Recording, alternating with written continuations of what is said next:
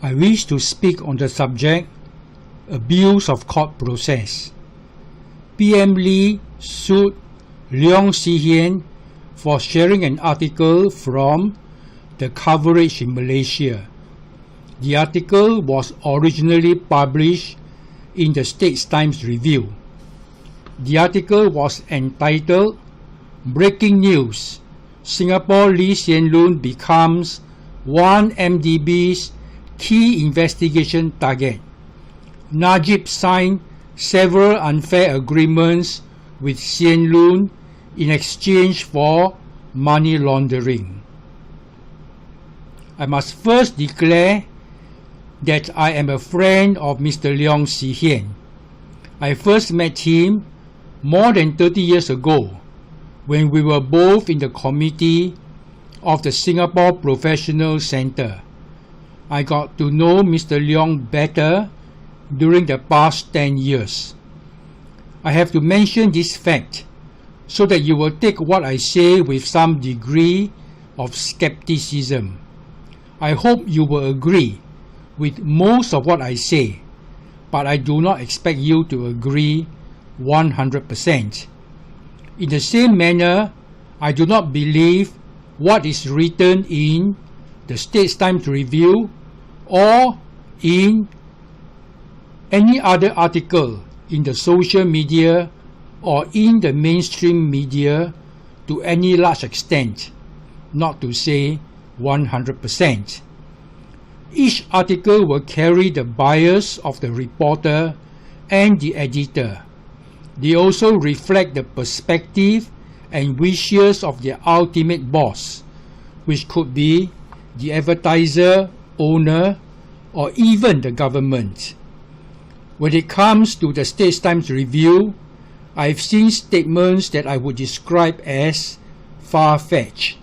They often describe PM Lee as a dictator.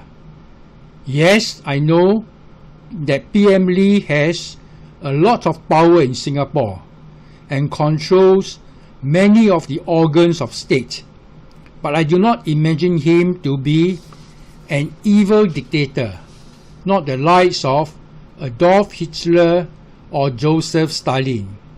If he was one, I would probably have been in jail or disposed of. I therefore read articles in the Straits Times Review with a lot of caution. I question the allegations that are made. Still, I find some of the statements to be useful in giving me information that I might not be aware of. On the allegation of complicity in money laundering, I do not think anybody, except the parties directly involved, if any, know the truth. I therefore do not believe any allegations in the Straits Times Review, the coverage, or Sarawak report, unless they are backed by documents. Even so, I sometimes question if the documents are themselves real and if the interpretations by the journalists are correct. I expect that many thinking and reasonable people would probably approach this matter in a similar manner. I do not think that many people would be influenced by these articles or would be influenced by them because Mr. Lian had shared the article in question without any comment or embellishment. I suspect that the influence from Mr. Lian would be minimal, with due respect to Mr. Lian. I am not talking about the small minority of people who will believe in anything against the establishment. These people already made up their mind and would probably not be influenced by the sharing of that article. I am therefore disturbed that PM Lee found it necessary to sue Mr. Lian for sharing the article without embellishment. I am further disturbed that he did not take any action to sue the Straits Times Review or the coverage. I'm sure that their reach would be many times larger than the posts shared by Mr. Leong. What then is the reason for PM Lee to sue Mr. Leong? I do not wish to speculate on this matter. Mr. Leong had taken action to countersue PM Lee for abuse of the court process. I agree with Mr. Leong's action. I have also contributed to his legal defense fund. Why do I support this countersuit? I know that Mr. Leong is not a rich man.